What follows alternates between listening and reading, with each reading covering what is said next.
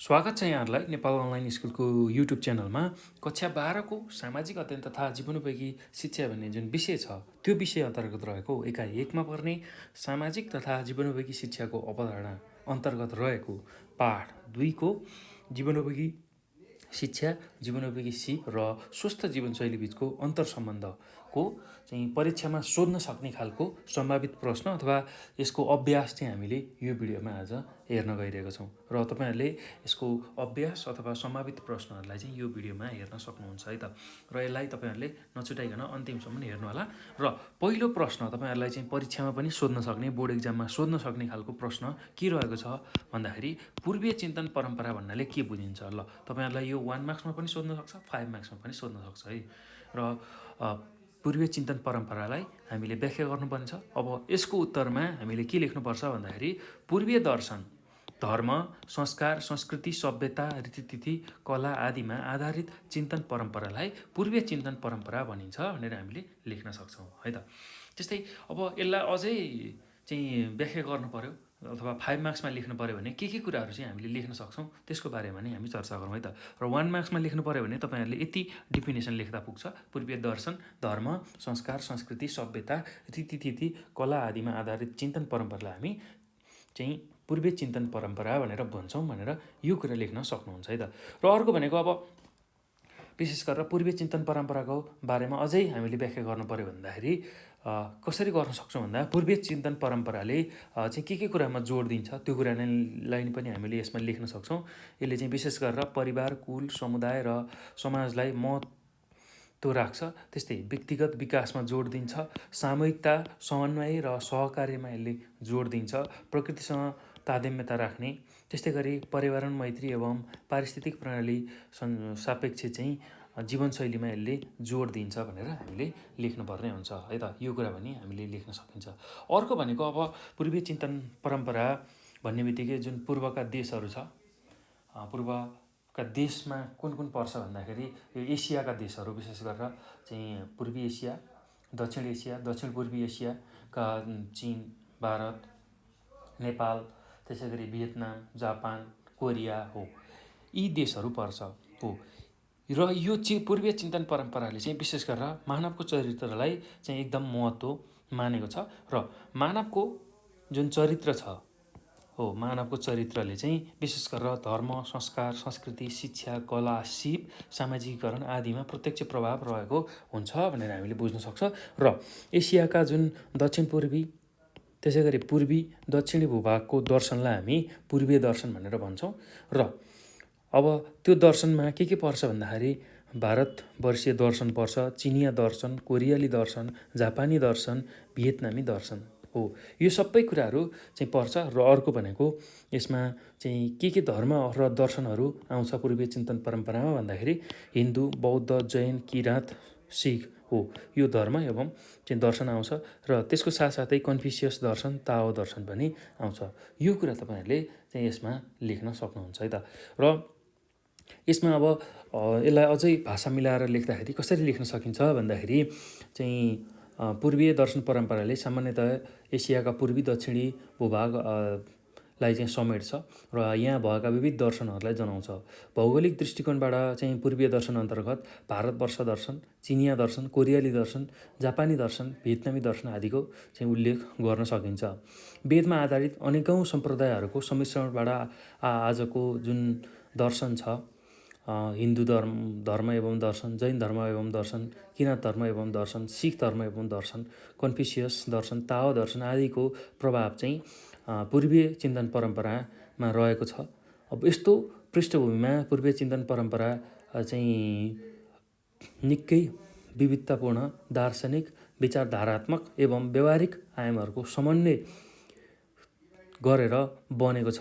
र यसरी समन्वयको आधारमा पूर्वीय चिन्तन परम्परामा केही साझा आधारभूत मान्यताहरू रहेका छन्। जस्तै कि जीवनप्रति चाहिँ जोड दिनु, कस्तो खालको जीवन भन्दाखेरि नैतिक जीवनमा जोड दिने, विशेष गरेर हिन्दू, बौद्ध, किराँत, जैन, कन्फ्युसियस, ताओ हो। यो परम्परामा चाहिँ मानव जीवनको चाहिँ नैतिकताको पक्षमा विशेष जोड दिएको छ। त्यसको साथसाथै चाहिँ खानपान, सङ्गत, जीविका र जीवनशैली हो, यसले चाहिँ हाम्रो चिन्तन र व्यवहारमा प्रभाव पार्ने हुनाले यसलाई चाहिँ मानवले मर्यादा अनुसार चाहिँ पालना गर्नुपर्छ यी कुराहरूको, र यो नै चाहिँ स्वस्थ जीवनशैली अपनाउने तरिका हो भनेर चाहिँ पूर्वीय चिन्तन परम्परामा उल्लेख भएको छ भनेर यो कुराहरू पनि तपाईँहरूले लेख्न सक्नुहुन्छ। यसरी चाहिँ यो भाषा मिलाएर लेख्न सक्नुहुन्छ है त। मैले चाहिँ तपाईँहरूलाई सजिलो हुन्छ भनेर यसरी बुदागत रूपमा चाहिँ लेखेर यहाँ तपाईँहरूलाई देखाएको छु, र यसरी तपाईँहरूले यसलाई मिलाएर आफ्नो शैलीमा चाहिँ यसको उत्तर लेख्न सक्नुहुन्छ है 5 मार्क्समा सोध्यो भने। अब अर्को प्रश्नमा जाउँ। अर्को प्रश्न तपाईँहरूलाई के सोध्न सक्छ यो पाठबाट भन्दाखेरि पाश्चात्य चिन्तन परम्परा भन्नाले के बुझिन्छ? ल, अब पाश्चात्य चिन्तन परम्परा भन्ने बित्तिकै हामीले के बुझ्नुपर्छ भन्दाखेरि पाश्चात्यको कुरा गर्ने बित्तिकै विशेष गरेर युरोप र अमेरिकामा जुन विकास भएको चिन्तन परम्परा छ त्यसलाई हामी चाहिँ पाश्चात्य चिन्तन परम्परा भन्छौँ। र यसको मूल उत्पत्ति सबैभन्दा पहिला कहाँबाट भएको थियो भन्दाखेरि प्राचीन ग्रिसबाट यसको सुरुवात भएको थियो भनेर हामीले त्यो कुरा नि लेख्नुपर्ने हुन्छ। र विभिन्न दार्शनिकहरूले चाहिँ पाश्चात्य चिन्तन परम्परालाई अगाडि बढाएको देखिन्छ हो। अब लङ क्वेसनमा चाहिँ सोध्यो, तपाईँलाई 5 मार्क्समा सोध्यो भने चाहिँ सर्ट क्वेसन जुन चाहिँ 5 मार्क्सको हुन्छ त्यसमा पनि, अथवा लङ क्वेसनमा सोध्यो भने पनि यसलाई यसै गरी हामीले अगाडि लेख्न सक्छौँ है त। र लङ क्वेसनमा पनि सोध्न सक्छ, यो 5 मार्क्समा पनि सोध्न सक्छ, 1 मार्क्समा पनि सोध्न सक्छ, र 8 मार्क्समा पनि तपाईँहरूलाई सोध्न सक्छ है त। र यसमा चाहिँ हामीले सोक्रेटस, प्लेटो र एरिस्टोटलको बारेमा लेख्नुपर्ने हुन्छ। उनीहरूले चाहिँ दर्शनलाई कसरी अगाडि बढाए, के कुराहरू चाहिँ दर्शनमा चाहिँ उल्लेख गरे, त्यो सबै कुराहरूलाई हामीले पाश्चात्य चिन्तन परम्परामा लेख्नुपर्ने हुन्छ। र सोक्रेटसबाट चाहिँ यसको सुरुवात भएको भनेर हामी मान्न सक्छौँ। प्राचीन ग्रिसमा सर्वप्रथम सुकरातले चाहिँ पाश्चात्य चिन्तन परम्परालाई अगाडि बढाएको देखिन्छ। कसरी भन्दाखेरि उनको चाहिँ दर्शनको आधारशिला के थियो भन्दाखेरि चाहिँ तार्किक बहसको शैली थियो। हरेक कुरामा तर्क गर्ने त्यो खालको चाहिँ उनको बहसको शैली थियो। त्यसले गर्दाखेरि चाहिँ पाश्चात्य चिन्तन परम्परालाई चाहिँ अगाडि बढाउन मद्दत पुगेको देखिन्छ। र अर्को भनेको अब सोक्रेटसपछि सोक्रेटस जो थिए उनको शिष्य प्लेटो हुन्, र प्लेटोको शिष्य फेरि चाहिँ एरिस्टोटल अरस्तु हुन्। हो यसरी चाहिँ शिष्य परम्परा, गुरु शिष्य परम्परा अन्तर्गत चाहिँ चिन्तनका परम्पराहरू चाहिँ विकास भएको छ पाश्चात्य जगतमा है त। त्यो पनि हामीले बुझ्नुपर्ने हुन्छ।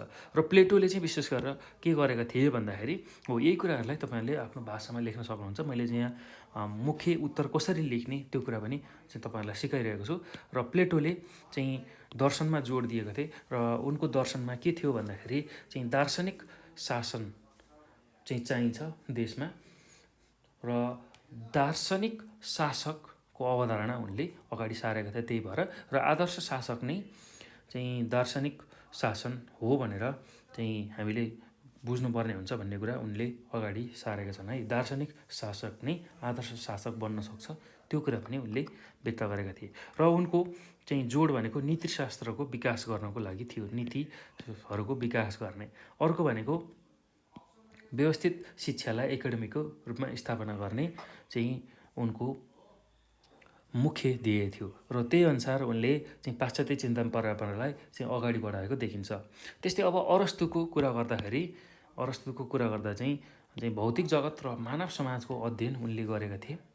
त्यसै गरी प्रकृति विज्ञानमा अनेकौँ शाखाहरूको व्याख्या गरेका थिए। तर्कशास्त्र, दर्शनशास्त्र, नीतिशास्त्र, राजनीतिशास्त्र, कला तथा साहित्यको चिन्तनबाट चाहिँ उनले जीवनोपयोगी शिक्षाहरूको योगदान पुर्याएका थिए। र यसै गरी अरस्तु, प्लेटो र सोक्रेटस हो यो सबैजनाले चाहिँ सुकरातले चाहिँ जीवनोपयोगी शिक्षालाई विशेष गरेर योगदान पुर्याएका थिए। जीवनोपयोगी शिक्षा चाहिँ कसरी लिन सकिन्छ भन्ने कुरा पाश्चात्य चिन्तन परम्परा अनुसार अगाडि बढाएका थिए।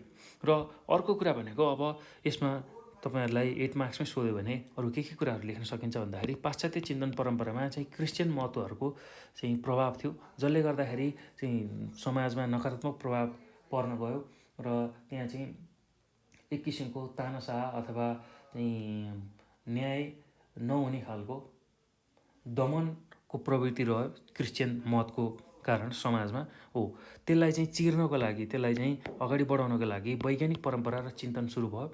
र यो कहिले सुरु भयो भन्दाखेरि प्रबोध युग अथवा ज्ञानोद्दीपन युगमा सुरु भयो, जहाँ जति बेला चाहिँ युरोपमा वैज्ञानिक चिन्तन, वैचारिक स्वतन्त्रता र मानव ज्ञानको चाहिँ सर्वोच्चता चाहिँ भएको थियो हो। त्यही समयलाई हामी प्रबोध युग भनेर भन्छौँ हो। त्यसरी चाहिँ वैज्ञानिक परम्परा र चिन्तन सुरु भइसकेपछि त्यसले गर्दाखेरि भौतिक विकास र प्रविधिमा चाहिँ विकास हुन पुग्यो, जसको परिणामस्वरूप चाहिँ आजको वैज्ञानिक खोज, आधुनिक शिक्षा, आधुनिक प्रविधि, औद्योगिकरण, बजार, अर्थतन्त्र आदिको तीव्र विकास हुन पुग्यो भनेर यसरी चाहिँ हामीले लेख्न सक्छौँ है त। ल, पाश्चात्य चिन्तन परम्परामा चाहिँ तपाईँहरूलाई चाहिँ लङ क्वेसनमा सोद्धाखेरि सर्ट क्वेसनमा र भेरी सर्ट क्वेसनमा चाहिँ सोद्धाखेरि कसरी लेख्न सकिन्छ भन्ने कुरा मैले यसमा व्याख्या गरेँ।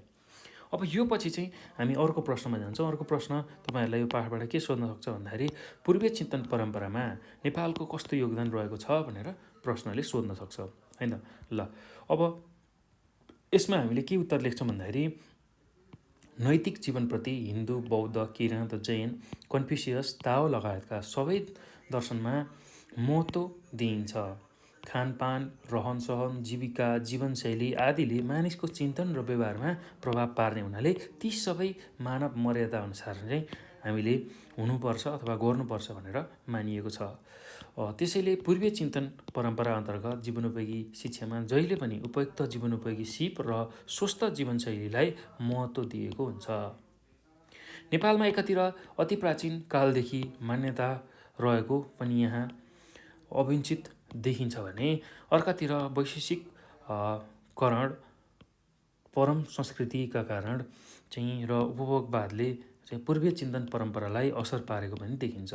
हाम्रो प्राचीन समयदेखि चल्दै आएको मान्यता र अहिलेको जुन चाहिँ आधुनिक समाजमा चाहिँ पश्चिमी जगतको चिन्तनको प्रभाव पनि यसमा देखिन्छ। त्यस्तै आयुर्वेद, योग, विपश्यना, शाकाहारी जीवनशैलीप्रति जनचासो हालसालैका वर्षहरूमा बढ्दो क्रममा देखिन्छ। त्यसले पनि पूर्वीय चिन्तन परम्पराको महत्त्वलाई चाहिँ प्रवर्धन गर्न चाहिँ सहयोग पुर्याएको अथवा योगदान पुर्याएको देखिन्छ।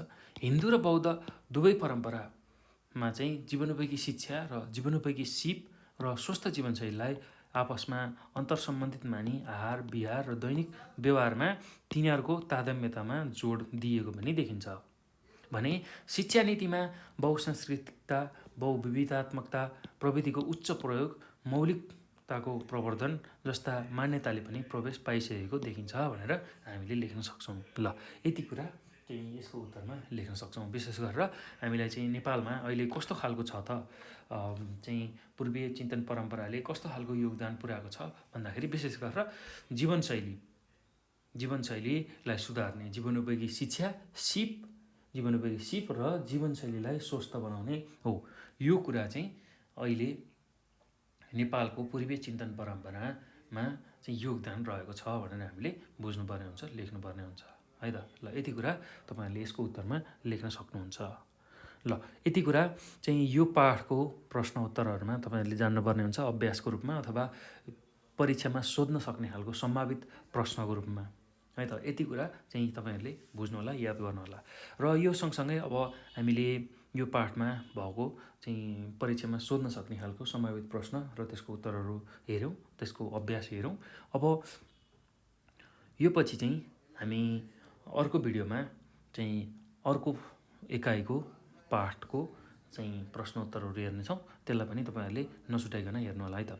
ल, यदि भिडियो हेरिसक्दा तपाईँहरूले अब यो पाठमा कस्ता खालका प्रश्नहरू सोधिने रहेछन् भन्ने कुरा थाहा पाइसक्नु भएको छ, जानिसक्नु भएको छ।